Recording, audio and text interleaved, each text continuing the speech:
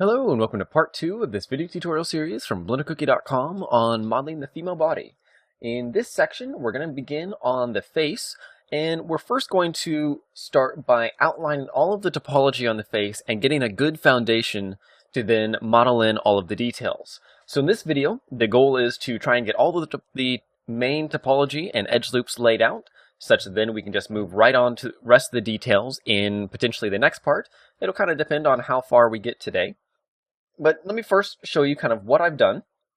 If you remember in the previous video, I mentioned that I would be including the relevant references for each part, such that rather than just downloading a pack of, say, 100 references each time, you're only going to have the references used during that section. So in the previous part, we used the references that you can see here in the viewport of the front, side, and back view. So these ones are still loaded up in here, but are not going to be included with the source files of this part, as they're only used in the first section and potentially the later sections. Since I want to focus on the head this time, I've included these ones that you can see here. And let me just go ahead and jump over to Finder so you can see these a little more clearly. And so first I have a full complete one here that has each of the angles of the head. And what I've done is I've prepared these a little bit in advance, but I'm not going to show you exactly what I did just because it's quite simple, but I can kind of walk you through it. I first went through all of my references pack, which the pack that we're using is the Zlata references from 3D.sk. And so in that pack, I think there's 108 total images. And so I picked out these 5 of the head and face that line up really well. There was one other that she also had her hair up for the front view, but that one had a little bit of a fisheye effect on it, such that the camera was zoomed in a little bit more, or was a little too close to her when they photographed it, such that, we definitely got a little bit more distortion in that. And so we're using this one here, and then what I've done is I lined them all up in Pixelmator, or you can do it very easily in GIMP or Photoshop by using guides to then line them up appropriately based on the details. So in here, you'll notice that it's lined up right with the corner of the eye, the corners of the mouth, the bottom of the chin, and the base of the hairline. And so I've attempted to line them up using a little bit of scaling. I rotated this one just a little bit, just to line them up a little bit more appropriately, such that they're nice and even. And then you'll notice that in order to use them well in Blender, I've included a single image of each one of these. And the key thing to note on this, if you want to do your own, is that each one of these images has the exact same dimensions. So the height on them is exact, and then the width of them is exact, although it may not look like it exactly because these actually have some transparent borders where I didn't bother to fill in the background. But you'll notice if I bring up the info on this, we can see that it is, let me bring it over from my other monitor, this one is 1627 by 1800, and let's just say this one is also 1627 by 1800. And the reason for this is such that when we're in Blender and we go to adjust the size or the location, if we use the exact same settings, they should all be positioned appropriately. So in Blender here, we'll save our file. And then I want to go ahead and position each of the references in the viewport. Now, you may have noticed a quick jump there in the video. I actually managed to crash Blender while I was enabling my key status, such that the hotkeys that I use on the keyboard will show up in the bottom left-hand corner here. Again, as I mentioned in the comments of the previous part, I had a few people ask about this. This is an add-on that you can download from the blender.org contributed add-ons repository. Easiest way to find this is just search for Blender 2.5 extensions in Google, and that'll pull it right up. So anyway, I want to go ahead and set my background images, and just for the sake of positioning, we're going to go ahead and leave these ones on for the time being. So let's first start by grabbing this one. We'll just drag it over, and I want to just drag it on top of here. You don't want to drag it onto the mesh because you'll notice that will assign image to UV texture, but if we just drop it on the background, it'll add it as a background image.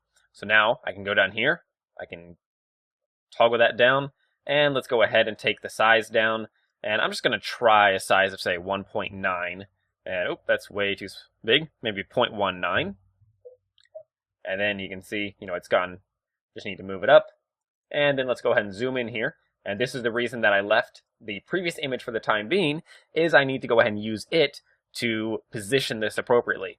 Since we use the full image to get our proportions down, we need to be sure that we're adhering to those proportions in the next parts. So you can see right now it's a little high. I need to lower it for the lips and the eyes. So let's just take it down along the y-axis. If you hold down Shift, you can move a lot smoother. But now, since we're at a fairly high level of zoom, it's not quite as smooth as we might like, but we could just say 5 or 1.5. That's too short. 1.56 maybe. How about do 1.555? And that looks really close, and frankly, it's about as close as we're going to get and should work really well.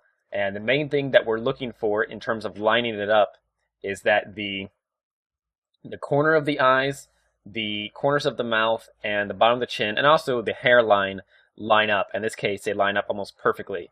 So at this point, I can go ahead and take this the front view right here, and there's no way to just toggle a single image off. You can just toggle all of them, but for a single one, just take the opacity down to 0, and it will no longer display. So then we've got the front one right here. Save file, and we want to just move it over along the x-axis, and I want to go ahead and position it such that the center of her face is exactly centered with my mesh. Right now you can see it's a little bit off. I really want it to be right about here, so I'm going to take it along the x-axis to say maybe 0.01, or that's going the wrong direction, so let's do negative 0.005 perhaps, and that's too much, so we'll do negative 0.001, and that's maybe not quite enough. Negative 0.002 should do the trick, and that's going to be about as close as we're going to get. So let's aim for that. And so the next step, I've got that, I like it, and I want to go ahead and actually, you know what, I'm going to just, since there's going to be some differences between the exact position of this image and the previous one, just based on the camera positions and things like that, particularly the camera height, you'll notice that this one, the shoulders are a little high, so I'm just going to lower this just ever so slightly. Whoops, not that one. 0.61 is what I think it was. I want this one.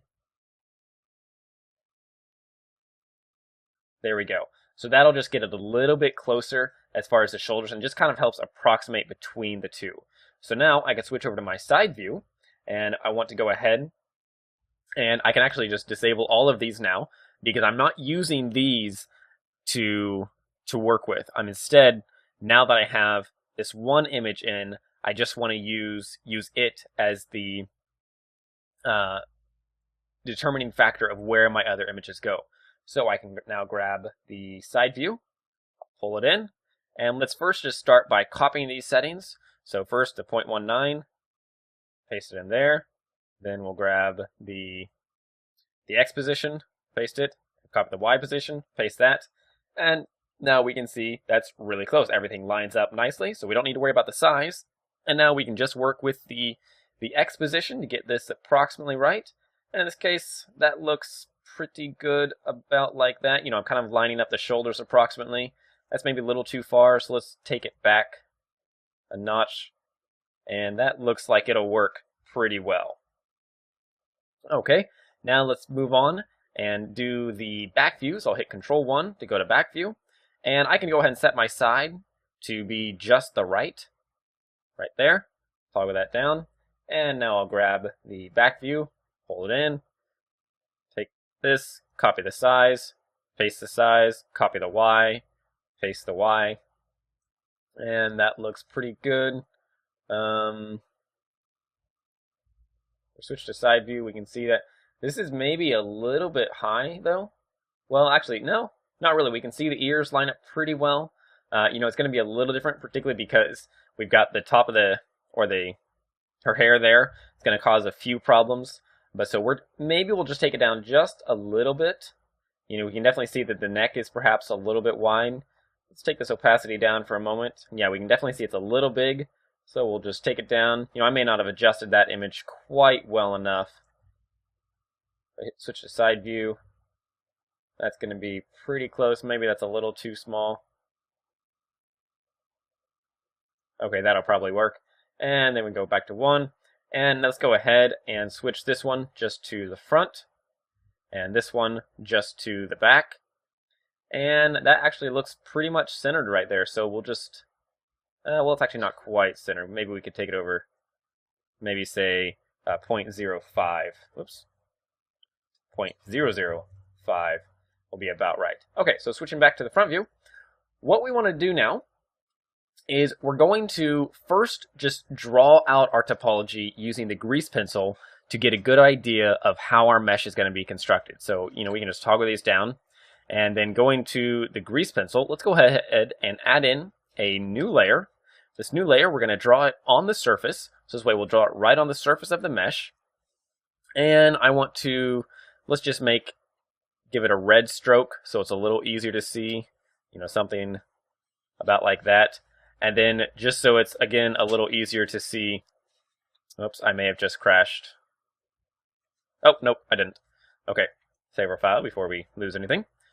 I'm going to go ahead and just take the thickness up to say, oops. Yeah, it's maybe a little small right now. We'll just take it all the way up. About right there. Okay, and we'll turn off X-ray. So now, if I draw on here, it should... Okay, sorry for that small interruption just now. But so with the grease pencil, you notice that in wireframe mode, it sort of works, but it sort of doesn't. We can see that it just kind of goes all over the place. So let's just erase those strokes, which you can do by holding down D, and then right-click and drag. We'll just remove all those. Okay, and then let's go ahead and we're just going to go into wireframe mode. And I'm just going to outline, actually, you know what? Let's just not do this on the surface. We'll just do it on the view. And we're going to just draw across the face. So the topology that we're looking for, some of you may be familiar with this. I do encourage you to check out my topology overview videos on blendercookie.org. I will add links to those in the, you can find the links in the tutorial description here. But particularly the topology overview on the face, for what we're immediately working on. And I go over a lot of the details of how you can construct your topology, why you construct it that way, and so on. So I'm not going to go into a lot of depth in it here, but I definitely want to, take you through the steps of getting that good topology. I just won't be talking quite as much about the whys of those topologies. I encourage you to go ahead and just check out those tutorials instead for those details. So first, let's go ahead and, actually I had a better idea. Rather than drawing on the view, let's draw based on the cursor. We'll go ahead and just position the cursor right about here. And then from the side view, let's just position it right in here, such that as we're modeling, we'll be able to use the grease pencil stroke to then see it. So first, starting with the eyes, we hold down D. The main area that we want around the eyes is we're going to create a loop that goes right around the brow, just underneath the eye, and across to the nose, something like this. And then inside the eye, we'll have a complete loop that comes in something like this. And then these will all be connected. We're also going to have one that starts at basically the top of the nostril, or the top of the tip of the nose, and it's going to come right around down through here, kind of following the muscle structure in there, the creases. You're going to go right down to the base of the chin, or kind of the middle of the chin. We'll also have a loop that circles the mouth completely, and of course realize that I'm only drawing half a loop, so this would be a full circle, this would be a full circle, this would be a full circle, and then this would be on both sides. Next, we'll have one starting at the forehead, about top of the forehead. It's going to come down. It's going to go right by the ear and kind of next to the eye, go down along the cheek, along the jaw, and then we'll go underneath right where the jaw basically meets the top of the neck. And then all of these are going to be connected throughout, such that we might have a loop then that is going through here and around. Oops, I can't draw. There we go. Reconnect these. It'll come through here, right in through there, and then these will be connected, say something like this, and like this. These will be connected, and so you can start to see how this is going to start coming together. So removing those strokes that I just added, I realize I have to redraw some of this since the erase is not very exact. Here we go. Okay, so this is going to be our main starting point for what we're going to work with. Oh, and also we'll actually have a loop going around like that. So this is what I want to start with. So let's go ahead and we're just going to select our head. We'll hit tab to go into edit mode. And actually, you know what? We're not going to select the head. Instead, we're going to do this as a separate mesh just so we can keep things nice and isolated. What I'll do is I'll hit Shift A, add in a mesh and a cube. On this cube, I'll go ahead and hit tab to go into edit mode. And obviously you can see it's really big right now. So let's just scale it way down. And we're actually just going to hit X and delete all these vertices, mainly just because we don't actually need them. Instead, we're going to add them manually. And I want to go ahead and now add in a mirror modifier. On that mirror modifier, we're just going to go ahead and enable clipping. And then with the cursor positioned right about here, although actually I could go ahead and reposition it right around the forehead there, I can now just control left click and that will place a vertex. And now I can take that vertex and I'll just control click again, and that will extrude, and again, and again, and again. And so this loop, you know, I'm doing, we can grab this grease pencil, so I'm kind of following this loop, take it through, and then I'll just extrude manually once to then take it right into the bridge of the nose, such that it then locks with the center line. And I'll do that again, right like that. I can turn this off momentarily, and you can start to see what I'm getting. Okay. One thing I'm going to do on this mesh, I'm going to go ahead and enable X-ray such that we can always see it through this other one.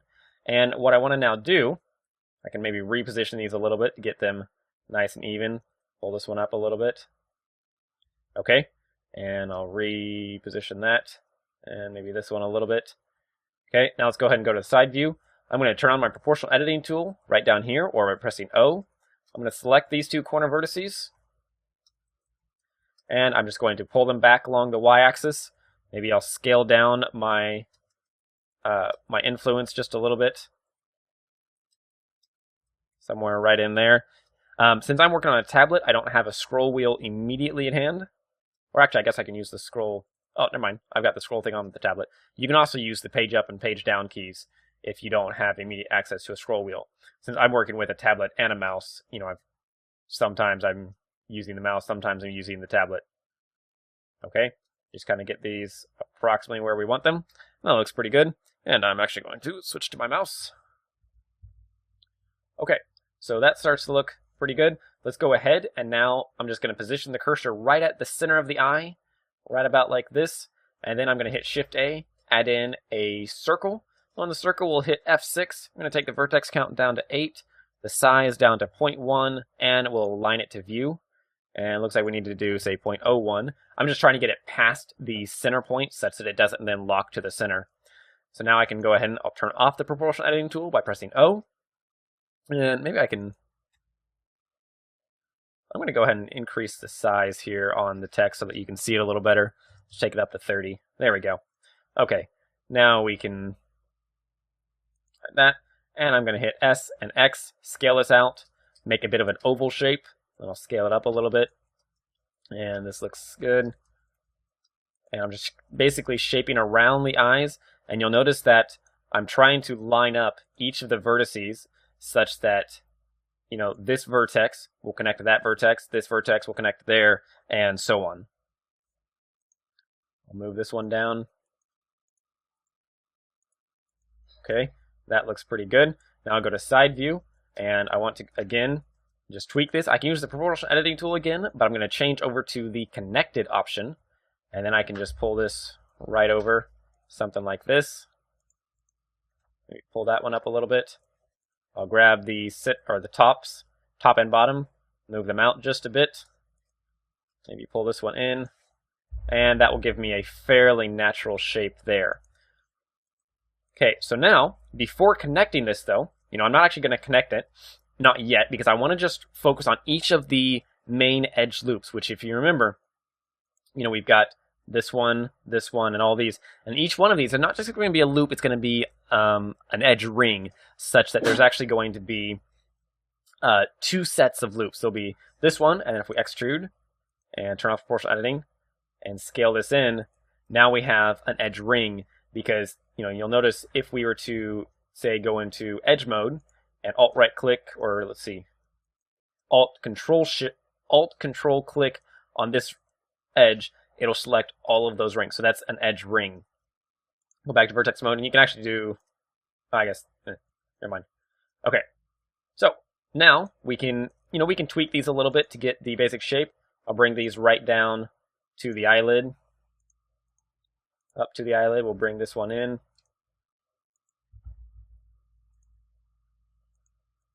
These.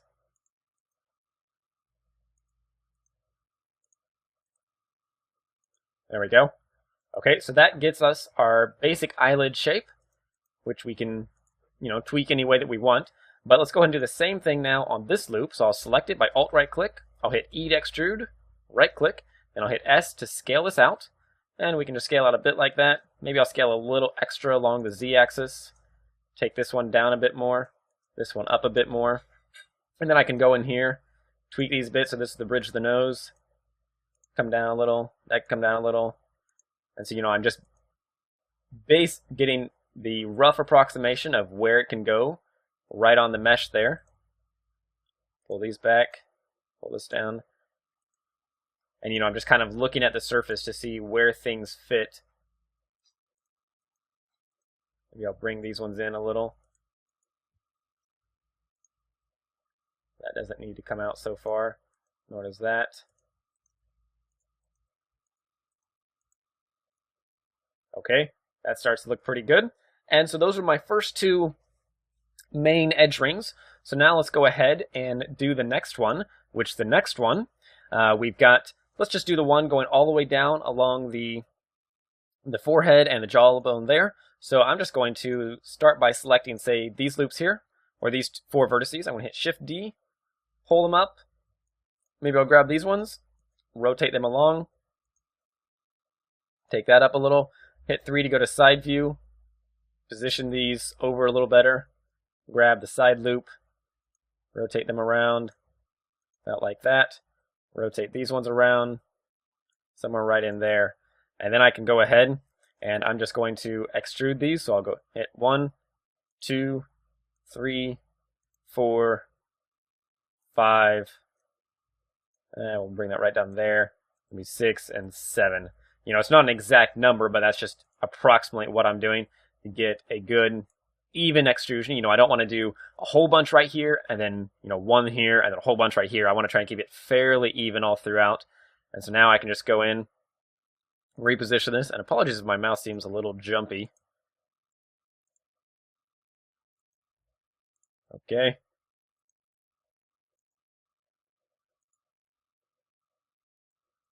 That works good. That works good. Okay, and now what I want to go ahead and do is grab these, and we're going to bring them over along the side view. So that one, the top looks good, the bottom looks pretty good. I'll deselect those, bring these over about there, deselect that, bring that back over. And that starts to look fairly good. I definitely maybe want to bring these a little further. Maybe this one is too far over. That one can come up. This one can come out.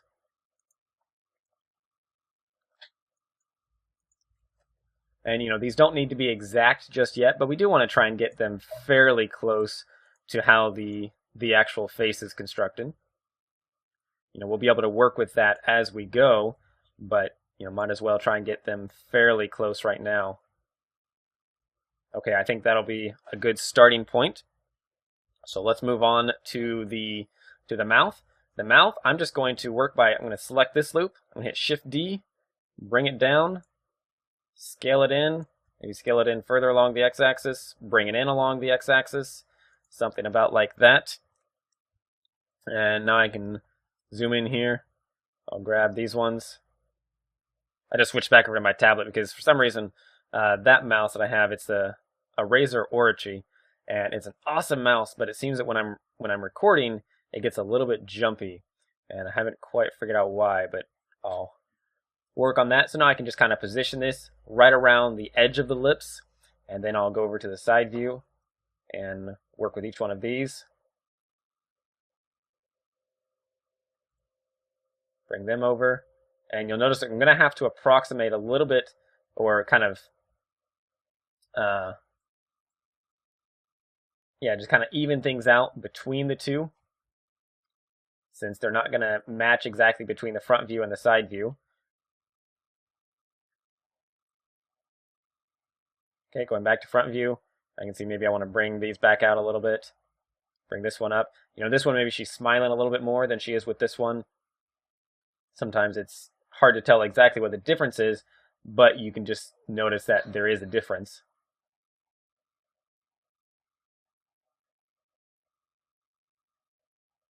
So I'll take back up, take back down. Okay, now again, we're not really working with details yet, so we don't need to worry about this too much, but it does help to get a good start. Now what I'm going to do is I'm going to extrude this again. An easy way to do this, when we scale it out, you notice we had a little bit of trouble scaling this one out evenly. So what I can do is I can position the cursor right about there from the front view, and from the side view that actually looks pretty good. So then I'll hit P or period to scale away from the cursor, and I'll hit E to extrude, and then S to scale, and just scale it right out like that. Left click, and I can hit S and Z to scale it up a bit more, and then left click again. Granted, that left click isn't showing because I'm using a tablet, and so the tap does not register as a left click, even though that's how it behaves.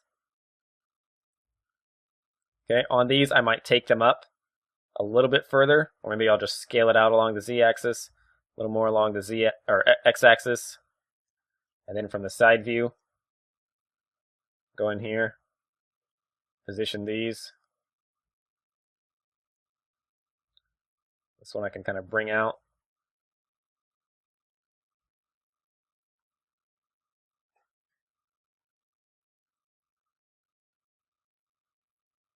Okay, and these ones maybe come out a little bit less.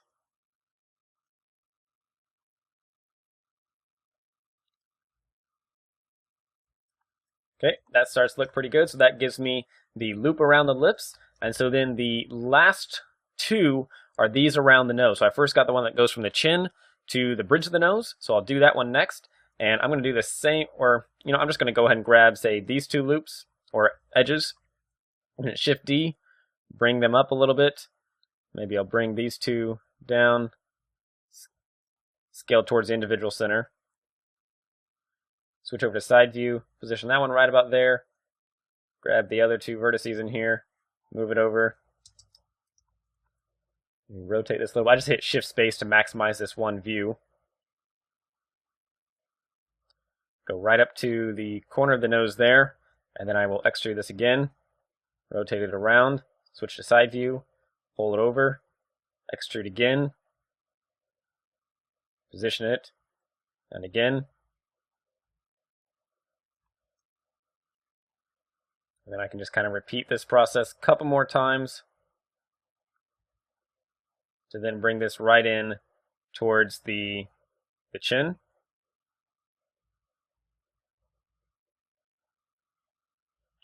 One last time, about like that. Bring it in. And there we go. So that gives us that loop then. And last step is I want to go ahead and do a loop all the way through here. So what I'm going to do is I'm just going to select these two. I'm going to hit Shift D, bring this down a little bit, bring this around here. I'll extrude it out, about like that. Bring this one in. I'm going to select this, extrude again, rotate it around, take it right into the edge of the nostril there, about there, maybe scale it along the Y-axis to flatten it out, and then extrude, rotate, bring it over, and then one last time right into there. Just about like that. Maybe actually I could go ahead and move this over and then add in one more loop there by hitting Control R.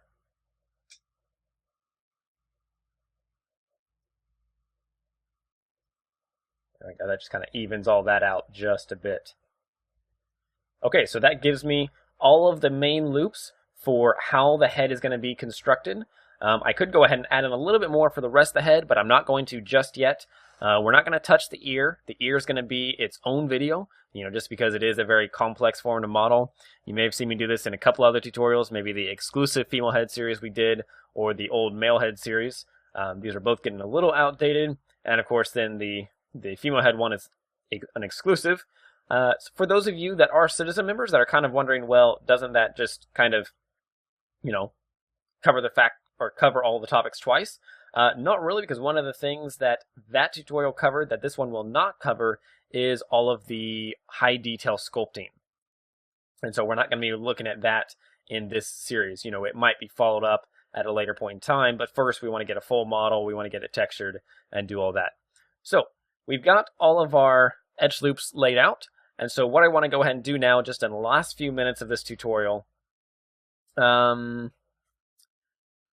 actually, no, you know what? We're just going to go ahead and call that quits for the time being. If we just kind of isolate this, you can see how it's going to start to come together. And I'm going to go ahead and decide to just call it quits for today for now. Main reason being that, you know, once we start connecting all this, it's all kind of one fluid process that takes just a little while, but goes, you know, it starts coming together really quickly. And so I want to be able to just focus exclusively on that. And I do notice that maybe this is a little bit wide, so maybe bring that in, bring those in. Okay, there we go, just a little better. So there we go. It's a good start on our topology. You can see how it's going to sit, or how it's sitting on top of the previous mesh. I could go ahead and disable the X-ray now. Or actually, no, I will enable the X-ray. So really, the reason that I did this with the previous mesh is the base mesh that we modeled really gives us a good starting point as far as general proportions so that we can just kind of follow along. And now we're just going through and recreating the topology on top of that to then get a really nice clean mesh.